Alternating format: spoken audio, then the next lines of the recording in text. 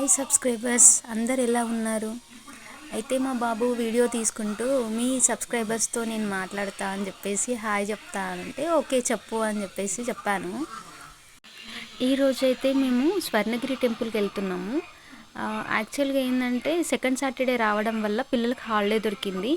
సరే ఎక్కడికి వెళ్దాము అని అనుకుంటే మేము ఇంతవరకు స్వర్ణగిరి టెంపుల్కి వెళ్ళలేదు, ఫస్ట్ టైం వెళ్తున్నాము.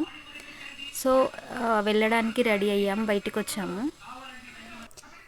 ఇంకా పిల్లల హాలిడే దొరికింది, వాళ్ళు మనం టెంపుల్కి వెళ్తున్నామంటే వాళ్ళ సంతోషం మామూలుగా ఉండదు. మా చిన్న బాబు మాత్రం చూడండి అసలు ఎంత హ్యాపీగా ఉన్నాడో. వీడియో కూడా తనే తీస్తానని చెప్పేసి అసలు నా చేతిలో నుంచి లాక్కొని ఆ వీడియో తీస్తున్నాడు. ఎక్కడికైనా వెళ్తున్నప్పుడు ఎంత హ్యాపీగా ఉంటాడో, అదే స్కూల్కి వెళ్ళారా అని చెప్పేసి అంటే అస్సలు వెళ్ళడు, అసలు నా మాట కూడా వినడు. ఏమన్నంటే హోంవర్క్ ఎక్కిస్తారు మమ్మీ అని చెప్పేసి అంటాడు. టెంపుల్కి అయితే వచ్చేసినామండి. ఇది ముందు ఎంటరింగ్ దగ్గర అనమాట. ఎంత బాగా కట్టిరో అసలు, చాలా బాగుంది. యాక్చువల్లీ నేను ఫస్ట్ టైం కదా, నాకు చూడగానే నాకు తిరుపతి గుర్తొస్తుంది. అసలు చూడండి ఎంత బాగుంది. మన తెలంగాణలో ఇంత బాగా కట్టడం అనేది మన అదృష్టము. ఎందుకంటే చాలామందికి తిరుపతి వెళ్ళలేని సిచ్యువేషన్లో ఉన్న వాళ్ళు కూడా ఇక్కడికి వచ్చి మనము మంచిగా దర్శనం చేసుకొని వెళ్ళొచ్చు.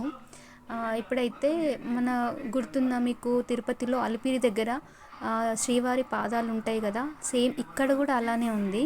శ్రీవారి పాదాలు మనం ఎంటర్ అవ్వగానే శ్రీవారి పాదాలను దర్శించుకొని మనము ముందుకెళ్ళాలి. నేనైతే పాదాలను మొక్కేసి ముందుకెళ్తున్నానండి. ఇక్కడైతే నేను కొబ్బరికాయ తీసుకున్నాను, ఒకటి తీసుకొని ముందుకు వెళ్ళాము. అయితే మనకు వీడియోస్ తీసే అవకాశము బయట మాత్రమే ఉంది. స్టార్టింగ్లో ప్రాణప్రతిష్ఠ జరగనప్పుడు, గుడి కట్టిన స్టార్టింగ్లో అప్పుడు ప్రాణప్రతిష్ఠ జరగలేదు కాబట్టి ఫోన్లు అనేది అలో ఉండేది అనుకుంటా. కానీ ఇప్పుడైతే ఫోన్స్ అసలు అలో లేదు. అక్కడ మన కౌంటర్ దగ్గర మన ఫోన్స్ ఇచ్చేసి వెళ్ళాల్సి ఉంటుంది. ఓన్లీ మనం బయట మాత్రమే వీడియోస్ తీసుకోవాలి. అండ్ ఇంకోటి ఏంటంటే అమ్మాయిలు మాత్రము, ఆడవాళ్ళు మాత్రము హెయిర్ లీవ్ చేసుకొని అస్సలే ఉండొద్దు. అక్కడికి వెళ్ళిన తర్వాత హెయిర్ అనేది లీవ్ చేసుకుంటే లోపలికి అలౌ చేయట్లేదు. ఇంకొకటి ఏంటంటే మీరు వెళ్ళినప్పుడు మాత్రం ఫ్రీ దర్శనానికే వెళ్ళండి. ఎందుకంటే మనీ పెట్టి వెళ్ళినా కూడా ఒక 1 లైన్ 2 లైన్స్ డిఫరెన్స్ తప్పించి పెద్దగా అయితే డిఫరెన్స్ అయితే ఏం లేదు. ఒక 500 పెట్టిన వాళ్ళు మాత్రమే డైరెక్ట్ లోపలికి ఎంటరింగ్ డైరెక్ట్గా ఉంది. ఓన్లీ 50 రూపీస్ 300 పెట్టిన వాళ్ళు 1-2 లైన్స్ తప్పించి పెద్దగా డిఫరెన్స్ అయితే ఏం లేదు. నాకు తెలిసి ఫ్రీ దర్శనానికి వెళ్ళడమే కరెక్ట్. పెద్దగా డిఫరెన్స్ ఏమి ఉండలేదు కాబట్టి ఫ్రీ దర్శనానికే వెళ్ళండి నెక్స్ట్ టైం మీరు వెళ్ళినప్పుడు. అయితే ఈ టెంపుల్ విశిష్టత ఏంటంటే విష్ణు రూపం అవతారంలో ఉన్న శ్రీ వెంకటేశ్వర స్వామి దేవాలయం అన్నమాట. అయితే ఈ ఆలయము శ్రీ వెంకటేశ్వర స్వామికి అంకితం చేయబడింది. మానేపల్లి చారిటబుల్ ట్రస్ట్ ఈ దేవాలయం నిర్మించగా చిన్నజీయర్ స్వామి చేతుల మీదుగా 2024లో ప్రాణప్రతిష్ఠ జరిగింది. అయితే శ్రీ వెంకటేశ్వర స్వామితో పాటు అలవేలు మంగ, గోదాదేవి, మదన గోపాలకృష్ణ స్వామి, గరుడల్వార్, శ్రీ రామానుజాచార్య ఉపాలయాలు కూడా ఉన్నాయి. అయితే లోపలికి వెళ్ళినప్పుడు మనము తిరుపతికి వెళ్ళినప్పుడు ఏ అనుభూతి కలుగుతుందో సేమ్ అలానే అనిపించింది నాకు.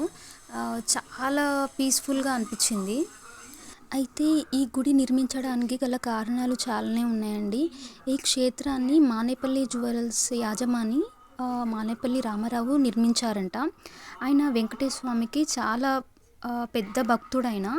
అయితే ఆయన ఈ గుడిని నిర్మించడానికి గల కారణాలు ఏంటంటే నేను ఒక బుక్లో చదివినాను.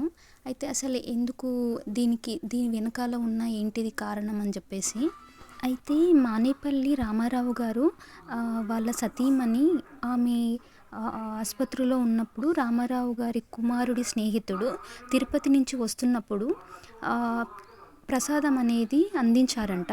అప్పుడు తన భార్య త్వరగా కోలుకుంటే ఎలాగైనా ఆలయాన్ని నిర్మిస్తానంటూ మొక్కుకున్నారంట రామారావు గారు. చాలా తక్కువ సమయంలో ఆవిడ కోలుకోవడంతో ఇదంతా వెంకటేశ్వర స్వామి దయ వల్లే జరిగిందని భావించుకున్నాడంట రామారావు గారు. అయితే ఈ గుడిని పూర్తి చేసేందుకు 8 ఏళ్ళు పట్టిందని రామారావు గారు చెప్పారనమాట. అయితే ఈ గుడి తెలంగాణలోనే నిర్మించడం అనేది మన అదృష్టం అనుకోవాలి. ఎందుకంటే ఆయనకి వెంకటేశ్వర స్వామి భక్తుడైనప్పటికీ ఆయన ఇంత తొందరగా ఈ గుడిని అనేది కంప్లీట్ చేయడం అనేది మన అదృష్టం అది. అయితే తిరుపతిలో ఎంత బాగా నిర్మించారో అలాగే మన దగ్గర కూడా అంతే బాగా ఉందన్నమాట. అక్కడికి వెళ్ళలేని సిచ్యువేషన్లో ఉన్న ఎవరైనా కూడా ఇక్కడికి వచ్చి మొక్క అనేది తీర్చుకున్నా కూడా చాలా హ్యాపీగా అనిపిస్తుంది మనకి. అయితే ఈ గుడిని ఎలా నిర్మించారంటే స్వర్ణగిరి క్షేత్రము 4 వైపుల ఆకాశాన్ని అంటే 4 గోపురాలు, 4 వీధులు, 4 మార్గాలతో ఆకట్టుకుంటుంది. అయితే ఇక్కడ ఫొటోస్ తీయొద్దు అని చెప్పాను కదా. అయితే లోపలికి వెళ్ళిన తర్వాత మేము ఫొటోస్ ఏమీ దిగలేదు. ఇక్కడ ఇదంతా లోపల బయటనే అనమాట. గుడి లోపల ఇంకా అసలు ఫోటో అలౌ లేదనమాట. ఇక్కడ ఫొటోస్ వీడియోస్ తీసుకున్నాం అనమాట. లోపలికి వెళ్ళిన తర్వాత అక్కడ ఫొటోస్ అలౌ లేదు కాబట్టి. సో ఇదైతే నాకు చాలా ఫన్నీగా అనిపించింది. మా పిల్లలు పక్క నుంచి హాయ్ చెప్పు అని చెప్పేసి అంటున్నారు. కానీ నాకైతే చాలా కామెడీగా అనిపించింది. ఏం చెప్పాలి అని చెప్పేసి అంటున్నాను.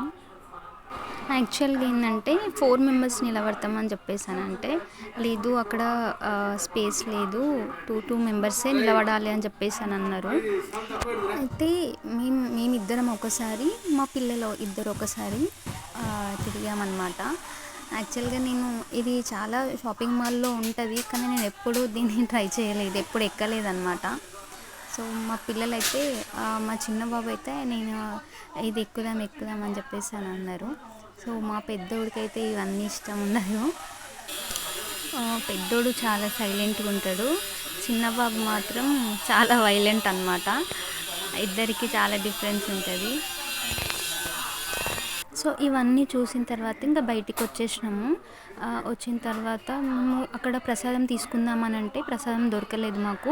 ఓన్లీ లడ్డు మాత్రమే దొరికింది, పులిహోర అయిపోయింది. సో అందుకనే బయటకు వచ్చి తింటున్నాము.